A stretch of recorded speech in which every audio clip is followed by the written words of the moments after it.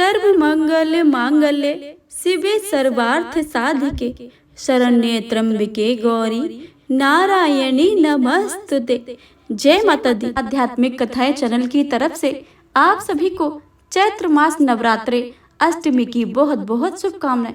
आप सभी के जीवन में माता रानी सदा खुशियां लाती रहें। माँ भगवती की कृपा आप सभी पर और आप सभी के परिवारजनों पर सदा सर्वदा ही बनी रहे। हे प्रिय भक्तजनों, आज चैत्र मास नवरात्रि की अष्टमी तिथि है और अष्टमी के दिन माता दुर्गा के 8वें स्वरूप आदिशक्ति महागौरी की पूजा की जाती है। 8वें दिन की पूजा देवी के मूल भाव को दर्शाता है। देवी भगवत पुराण में बताया गया है कि देवी माँ के 9 रूप और 10 महाविद्याएं सभी आदिशक्ति के अंश और स्वरूप हैं, लेकिन भगवान शिव के साथ उनके अर्धांगिनी के रूप में महागौरी सदैव विराजमान रहती हैं। इनकी शक्ति अमोघ और सदफल देने वाली है। महागौरी की पूजा मात्र से भक्तों के सभी पाप धुल जाते हैं और वह व्यक्ति अक्षय पुण्य की अधिकारी हो जाता है। ज्यादातर घरों में नवरात्रि के अष्टमी तिथि के दिन कन्या पूजन किया जाता है। वहीं कुछ लोग नवमी तिथि को कन्या पूजन करते हैं। शिव पुराण के अनुसार महागौरी को 8 साल की उम्र से ही अपने पूर्व जन्म की घटना का आभास होने लगा था। उन्होंने इसी उम्र से ही भगवान शिव को अपना पति मान लिया था और शिव को पति के रूप में पाने के लिए तपस्या शुरू कर दी। इसलिए अष्टमी तिथि को महागौरी के पूजन का विधान है। इस दिन दुर्गा सप्तशती के मध्यम चरित्र का पाठ करना चाहिए। विशेष फलदायी माना जाता है। जो लोग 9 दिन का व्रत नहीं रख पाते हैं, वे पहले और 8वें दिन का व्रत करके पूरे 9 दिनों का फल प्राप्त कर लेते हैं। आज आप रसपान करेंगे माता महागौरी की कथा, माता का स्वरूप और पूजा विधि तथा माता के मंत्र के बारे में। तो आइए प्रेम भाव भक्ति से आज की कथा का रसपान करते हैं। तो एक बार प्रेम से बोलिए, माता महागौरी की जय। देवी भगवत पुराण के अनुसार देवी पार्वती अपनी तपस्या के दौरान केवल कंद फूल फल और पत्तों का आहार करती थी। बाद में माता केवल वायु पीकर ही तप करना आरंभ कर दिया था। तपस्या से माता पार्वती को महान गौरव प्राप्त हुआ और उससे इनका नाम महागौरी पड़ा। माता की तपस्या से प्रसन्न होकर भगवान शिव ने उनको गंगा में स्नान करने के लिए कहा। जिस समय माता पार्वती गंगा में स्नान करने गई, तब देवी का एक स्वरूप श्याम वर्ण के साथ प्रकट हुई, जो कौशिकी कहलाई, और एक स्वरूप उज्ज्वल चंद्र के समान प्रकट हुई, जो महागौरी कहलाई। माता महागौरी अपने हर भक्तों का कल्याण करती हैं और उनकी सभी समस्याओं से मुक्ति दिलाती हैं। देवी भगवत पुराण के अनुसार महागौरी का वर्ण रूप से गौर अथवा सफेद है और उनके वस्त्र व आभूषण भी सफेद रंग के हैं। माता महागौरी का वाहन वृषभ अर्थात बैल है, जो भगवान शिव का भी वाहन है।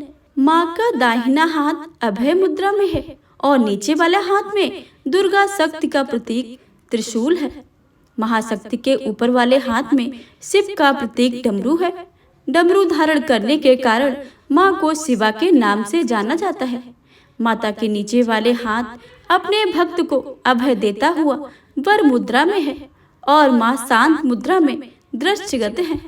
देवी के इस रूप की प्रार्थना करते हुए देव ऋषि और ऋषिगण ने कहते हैं, सर्व मंगल मांगल्ये शिवे सर्वार्थ साधिके शरण्ये त्र्यंबके गौरी नारायणी नमस्तुते। माता गौरी अपने भक्तों के लिए अन्नपूर्णा स्वरूप है। यह धन वैभव और सुख शांति की अधिष्ठात्री देवी है।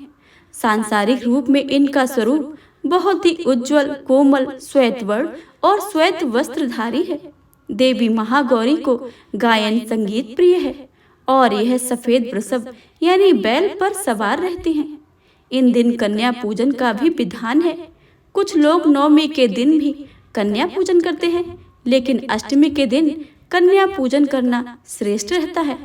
कन्याओं की संख्या 9 हो तो अति उत्तम है। यदि नहीं हो तो कन्याओं के साथ भी पूजा की जा सकती है। अष्टमी तिथि के दिन नारियल का भोग लगाने की परंपरा है। भोग लगाने के बाद नारियल प्रसाद रूप में बांट दे। वहीं जो भक्त कन्या पूजन करते हैं वे हलवा पूड़ी सब्जी और काले चने का प्रसाद विशेष रूप से बनाया जाता है। माँ की पूजा करते वक्त भक्तों को गुलाबी रंग के कपड़े पहनने चाहिए, क्योंकि गुलाबी रंग प्रेम का प्रतीक माना जाता है। अष्टमी तिथि पर महागौरी की पूजा का विधान भी बाकी दिनों की तरह ही रहता है। जिस तरह सप्तमी तिथि को माता की पूजा की जाती है, उसी तरह अष्टमी तिथि को भी शास्त्रीय विधि के अनुसार पूजा की जाती है। इस दिन माता के कल्याणकारी मंत्र ओम देवी महागौरे नमः का जाप करना चाहिए और माँ को लाल चुन्नी चढ़ानी चाहिए। सबसे पहले लकड़ी की चौकी पर लाल कपड़ा बिछाकर माता महागौरी की मूर्ति या तस्वीर स्थापित करने के बाद महागौरी यंत्र कर स्थापना करनी चाहिए। माँ की कांति भक्तों को सौंदर्य प्रदान करने वाली मानी जाती है। हाथ में सफेद फूल लेकर माता का ध्यान करें और फूल अर्पित करें और विधिवत पूजन करें। माता महागौरी को रात की रानी के फूल बहुत ही पसंद हैं, अतः पूजा के समय हो सके संभव तो रात रानी का फूल भी अर्पित करें और माता की कथा को अवश्य सुने तथा उसके पश्चात आरती करके माता से क्षमा याचना करें।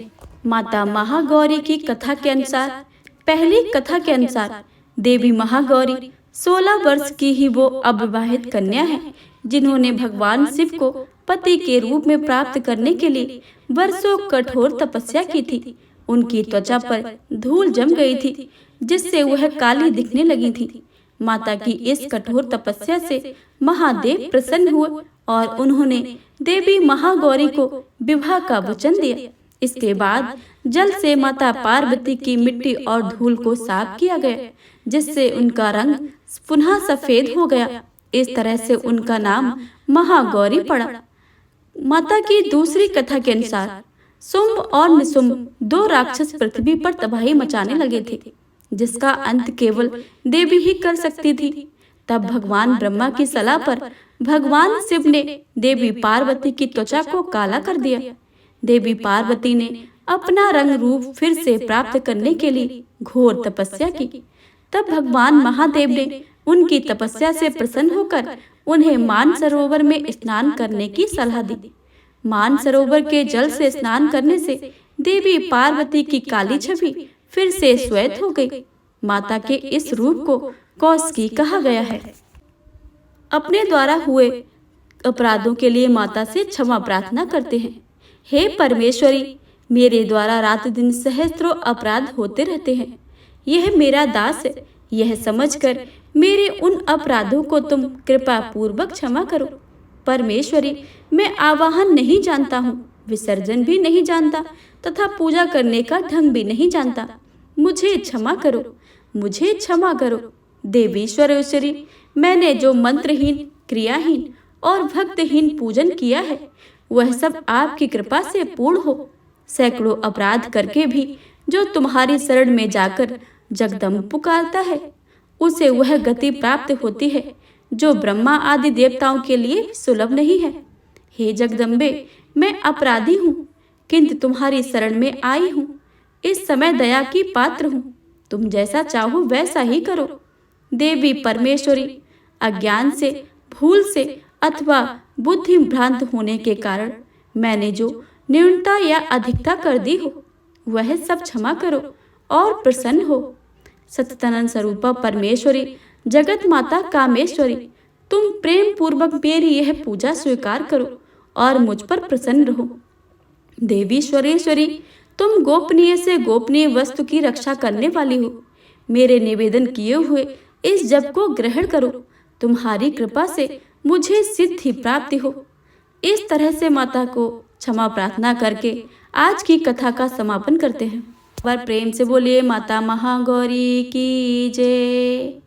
ऐसी ही कथा को सुनने के लिए आप चैनल को सब्सक्राइब करके बेल आइकन को अवश्य दबा लें, ताकि आने वाली सभी वीडियो की जानकारी सबसे पहले आपके पहुंचे।